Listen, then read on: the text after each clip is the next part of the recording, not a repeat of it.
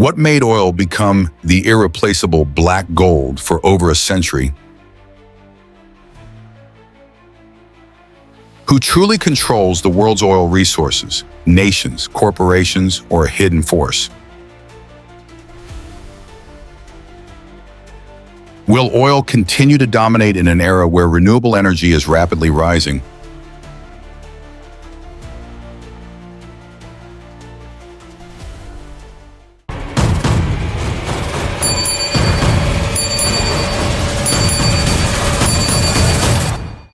For over a century, from the late 18th century to the early 20th century, the steam engine and the coal mining industry served as the solid foundation for the miraculous rise of capitalism and two successive industrial revolutions. However, a major turning point arrived at the end of the 19th century with the invention of the internal combustion engine, particularly the diesel engine, which completely transformed coal's position on the global energy map. Oil and its derivatives, such as diesel fuel gasoline and fuel oil, quickly rose to dominance, replacing coal as the primary source of energy. Although oil had been known to humans since thousands of years before the Common Era and began to be industrially extracted in the mid-19th century, its early uses were quite limited, mainly in mechanical, medical, and lighting applications. It wasn't until the early 20th century, with the widespread commercialization of the diesel engine and the surging demand for military equipment driven by war, that the oil industry truly boomed, turning oil into one of the most strategically vital commodities on Earth. Interestingly, oil wells didn't just revolutionize the energy sector, they also paved the way for oil tycoon John D. Rockefeller to become the world's first dollar billionaire in 1916. Rockefeller is not only considered the richest man in modern history, with an estimated fortune of around $336 billion in 2016 dollars, but the influence of oil also extended far beyond the economy, permeating nearly every major geopolitical event of the 20th and early 21st centuries. So why did oil, often dubbed black gold, become so important? Author Aidan's article will help you explore in detail the story behind the rise of this dominant energy source. Note the original article, Oil in Over a Century of Global Control, by writer Aidan on Did You Know, was previously adapted into a video in 2020. However, due to resource constraints, that version was not as complete or refined. This time, we've decided to create a more comprehensive and detailed version to offer you the most thorough perspective on the history of the world's most valuable energy source. This content is based on the idea from How Oil Came to Control the World by Aung San on Medium. Now let's begin with the key content. At the start of the 20th century, oil had already become a strategic military resource. Most warships at the time still used steam engines. Meanwhile, the internal combustion engine, offering double the thermal efficiency, allowed for more compact combustion chambers, reduced ship size, increased speed, and extended operational range by up to twice as much. However, only the United States and Britain truly prioritized upgrading their warships with internal combustion engines. By 1912, as tensions in Europe escalated and war loomed, British First Lord of the Admiralty, Winston Churchill, made a pivotal strategic decision to convert the entire Royal Navy fleet to internal combustion engines. It was a bold move, especially considering the United Kingdom possessed abundant coal reserves and a vast network of coaling stations, yet had virtually no oil. However, the realities of the battlefield would later prove Churchill's vision absolutely correct, as British warships equipped with the new engines gained overwhelming dominance at sea. But beneath the ocean's surface, the war took a completely different form. The Germans did not overlook internal combustion technology. Instead, they focused on developing a special type of weapon, the submarine. Germany's early U-boats caused significant problems for the British, even contributing to a famine in the UK, as supply ships carrying food and essential goods were frequently targeted by German submarines. World War I is widely remembered as the quintessential trench warfare conflict, where both sides entrenched themselves behind deep networks of trenches defended by machine guns, barbed wire, and landmines. Both armies waited patiently for the other to launch attacks, resulting in prolonged and bloody battles that exacted a heavy toll in manpower. Due to the grueling and entrenched nature of trench warfare, the front lines rarely shifted suddenly, and outcomes depended largely on the stamina and perseverance of the warring sides. However, in the final stages of the war, the emergence of tanks, though still primitive, marked the beginning of a new era in the end of trench warfare. From then on, tanks and other armored vehicles rapidly evolved and soon became the kings of land warfare. Each tank consumed massive amounts of oil, ranging from 300 to 500 liters per hour, leading to an ever-growing demand for petroleum. By the time of World War II, oil had truly become a strategic factor that deeply influenced military planning. In the early stages, the United States maintained a neutral stance and remained out of the conflict. But after the surprise attack on Pearl Harbor by Japan, America officially entered the war. The direct cause of the attack was the U.S. oil embargo and trade restrictions imposed on Japan, which led the Japanese Empire to fear that the U.S.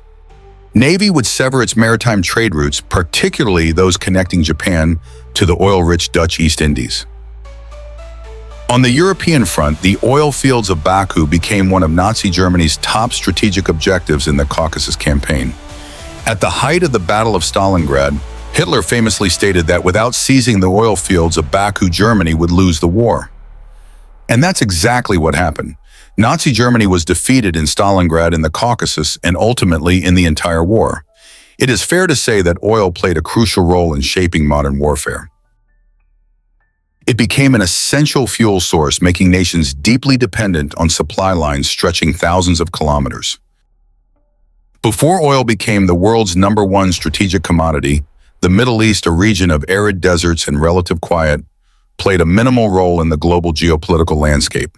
However, with the discovery of billions of barrels of oil beneath its vast deserts, accounting for about 60% of the world's oil reserves, the land of palm trees, camel caravans, and Arab tribes suddenly rose to global prominence as a strategic region with an influential voice.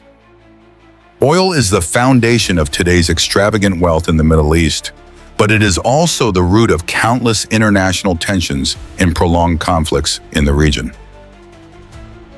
In 1960, the 4 largest oil exporting countries, Saudi Arabia, Iran, Iraq, and Kuwait, along with Venezuela, established the Organization of the Petroleum Exporting Countries, OPEC, to protect the interests of oil-producing nations and enhance their standing on the international stage. During its first decade, OPEC rapidly expanded and quickly came to control more than half of the world's total oil production. OPEC's first major impact on global affairs was clearly demonstrated during the 1973 war. When Arab countries launched a conflict against Israel, OPEC responded by imposing an oil embargo on nations that supported Israel, including the United States and its allies. The economies of these countries were severely affected as oil supplies were cut off, transportation ground to a halt, and oil prices skyrocketed from $3 to $12 per gallon. The automotive industry, particularly in the U.S., was deeply impacted. The era of American muscle cars, large, fast, and notoriously fuel-hungry, gradually came to an end, giving way to Japanese cars with a philosophy of durability and fuel efficiency, paving the way for the rapid rise of Toyota and other Japanese car manufacturers on the global stage. The 1973 oil crisis also marked a shift in how many countries perceived their dependence on fossil fuels. The international community began placing greater emphasis on energy conservation and the development of clean energy sources such as solar, wind, and nuclear power, especially in countries like France and Japan. Research and investment in renewable energy gradually became a global trend. Meanwhile, during the Cold War following World War II, oil continued to play a strategic role. The Soviet Union possessed vast oil fields spread across its territory, while the United States was nearing depletion of its domestic reserves. Tensions over control of these resources grew so intense that the U.S. Central Intelligence Agency, CIA, once devised a top-secret plan called the Oil Denial Policy.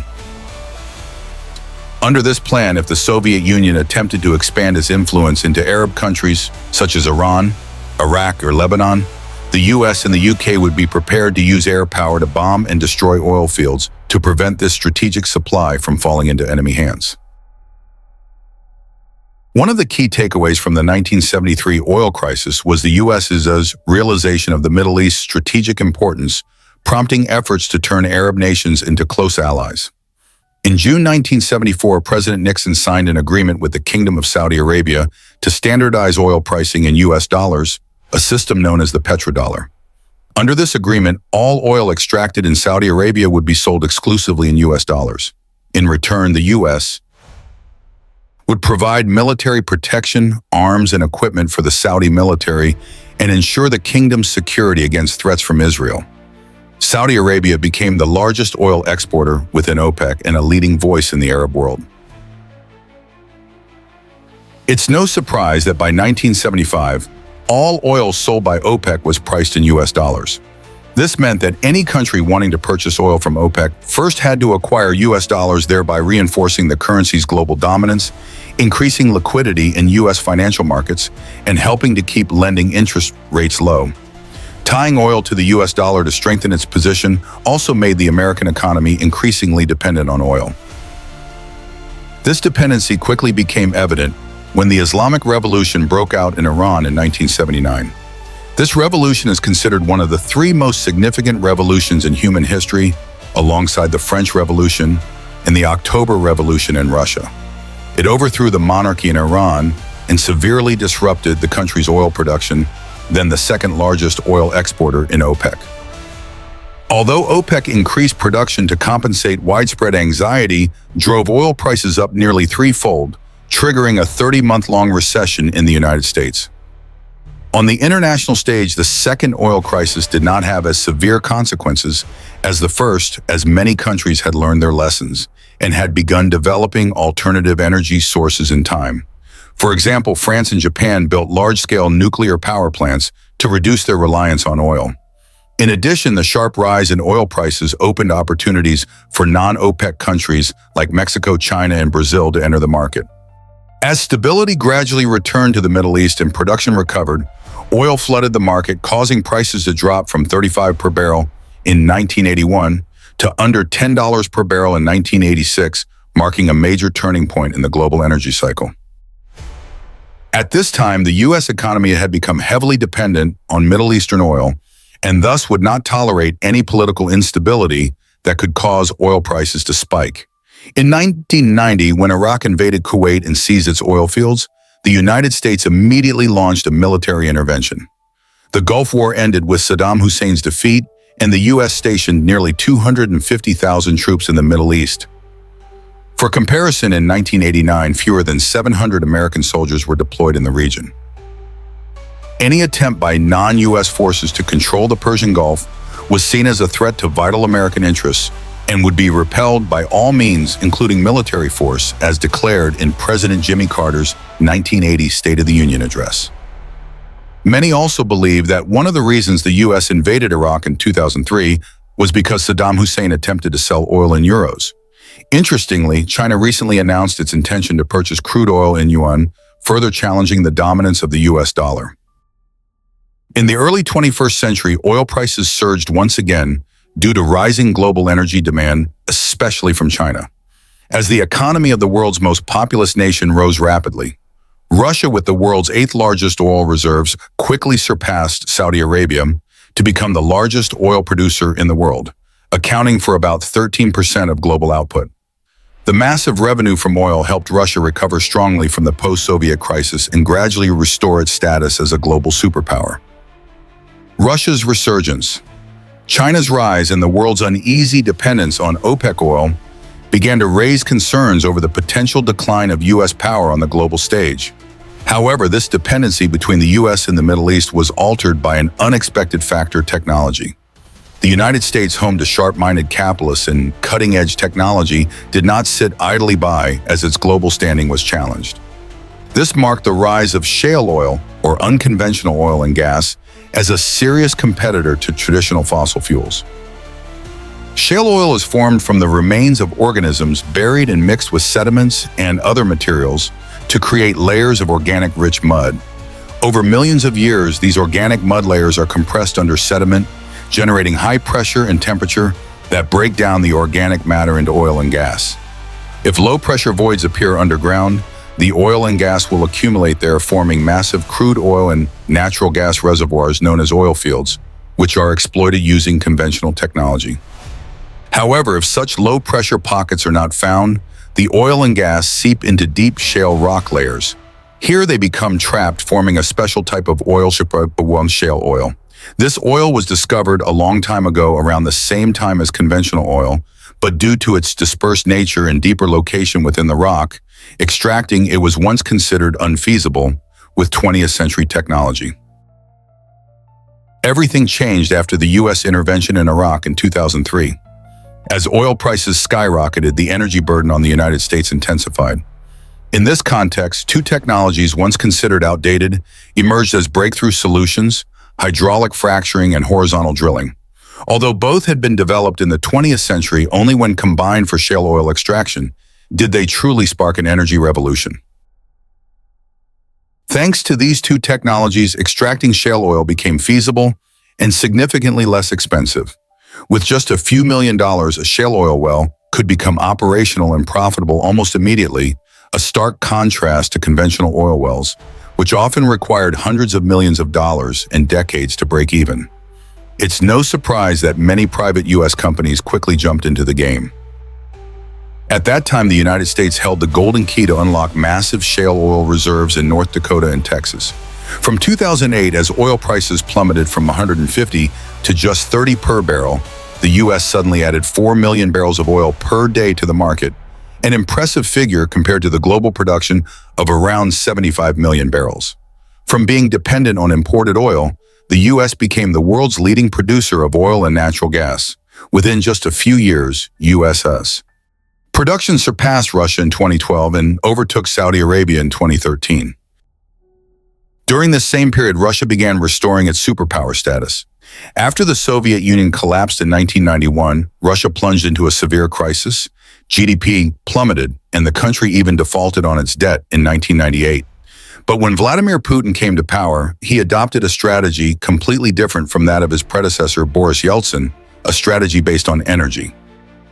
Putin brought Russia back to its former pride, changing the national anthem, restoring Soviet symbols, and focusing on natural resource exploitation. Oil and natural gas quickly became the lifeblood of the Russian economy, accounting for over 60% of export value and nearly 40% of GDP. This energy strength also allowed Russia to increase its political influence over Europe, supplying up to half of the region's energy demand through an extensive pipeline network. Some countries, such as Germany and Italy, could be entirely dependent on Russian gas within weeks if the supply were cut off. Putin did not hesitate to use energy as a geopolitical tool. Oil and gas pipelines, combined with his tough stance, helped Russia regain its international standing, solidify its permanent seat on the United Nations Security Council, and host major events like the 2014 Sochi Winter Olympics and the 2018 FIFA World Cup. However, Russia's pipeline-based political strategy is not without weaknesses. Pipelines require extremely high investment in maintenance costs, often only becoming profitable after more than 20 years. Moreover, they are vulnerable to terrorist attacks when passing through unstable regions. Meanwhile, liquefied natural gas (LNG) technology is opening new opportunities, allowing gas to be transported safely by sea or truck, eliminating dependence on pipelines. The United States, along with countries like Brazil and Mexico, is quickly emerging as a promising LNG exporter. At the same time, OPEC, the organization that once controlled over 60% of global oil production, is gradually losing its dominance. Since 2014, OPEC's market share has declined to around 40%, leading to internal conflicts. At a meeting in Vienna, some countries like Venezuela and Iran wanted to cut production to raise oil prices, while Saudi Arabia insisted on maintaining current production levels. They feared that if they reduced output and prices still failed to rise like in the 1980s, OPEC would become even weaker. In addition, Saudi Arabia hoped that keeping oil prices low for a short period would force U.S. private companies largely dependent on shale oil extraction to scale back production. In this way, the market would self-adjust without OPEC needing to sacrifice its own interests. These conflicts were further complicated by deep-rooted historical tensions between OPEC's two leading nations, Saudi Arabia and Iran. Since the 7th century after the Prophet Muhammad died without naming a successor, the Muslim community split into two main branches, Sunni and Shia. That division continues to have profound implications to this day, from political arenas and battlefields to oil negotiations. The Shia supported Ali Muhammad's cousin and son-in-law as the rightful successor. Abu Bakr Ali and Ali's son were all assassinated shortly after taking power. From then on, the two branches, Sunni and Shia, entered a path of deep division. The Sunni, who make up about 80% of the global Muslim population, often accuse the Shia of heresy, as Shia believe their spiritual leaders, called imams, are divine representatives appointed by God. Conversely, Shia criticize Sunnis as overly dogmatic and rigid, claiming that such strict ideology contributed to the formation of many extremist Islamic groups, including terrorist organizations. In the Middle East, Sunnis are the majority, with Saudi Arabia considered the spiritual center and leader of this community. Meanwhile, after the 1979 Islamic Revolution, Iran with its Shia majority came to power and began pursuing a strategy to expand its regional influence. The simmering conflict between these two military, economic, and political powerhouses in the region has grown increasingly tense, especially during negotiations over oil production quotas, a matter of vital importance to both nations. The story of Venezuela and Nigeria. Oil has brought prosperity and global stature to many resource-rich countries, such as those in the Middle East, Russia, and the United States. However, it is not a magic key that guarantees sustainable development. Take a look at Venezuela, the country with the largest proven oil reserves in the world. Over 95% of its export revenue comes from oil. In the early 21st century, when oil prices surged, many of its leaders believed the wealth would last forever and failed to prepare for any changes. They built an economy completely dependent on oil while neglecting other sectors. As a result, when oil prices collapsed, Venezuela's economy quickly plunged into a severe crisis. Inflation soared to tens of thousands of percent. Cash lost its value, goods became scarce, and the country descended into chaos. Nigeria, the 10th largest oil reserve holder globally, also offers valuable lessons. During the oil boom of the 1970s, Nigeria borrowed billions of dollars to invest in infrastructure for oil extraction. But by the 1980s, when oil prices dropped, the country fell into a debt crisis and struggled with repayments and interest. Although Nigeria has since restructured part of its public debt, its economy remains heavily reliant on oil exports and remains vulnerable to global market fluctuations. It's no exaggeration to say that energy, especially oil and gas, has been the engine driving the wheel of modern history. For over a century, oil has not only been a fuel source, but also a lever of power in war, politics, and economics. Oil has crowned victors, forged international agreements, and formed military alliances based on energy interests. It has not only shaped economic development, but has also helped redraw the global geopolitical map. And perhaps throughout human history, no other material resource has had such a profound and direct impact on so many international events as oil. It's hard to imagine that in the near future any other resource could replace its dominant role. History always leaves us with valuable lessons. More than a century later, one truth still holds: whoever controls energy controls the world. If you found this content interesting and helpful, please like, share, and subscribe to our channel so you don't miss our upcoming videos. Thank you for watching. This is Did You Know, and I'm Mina.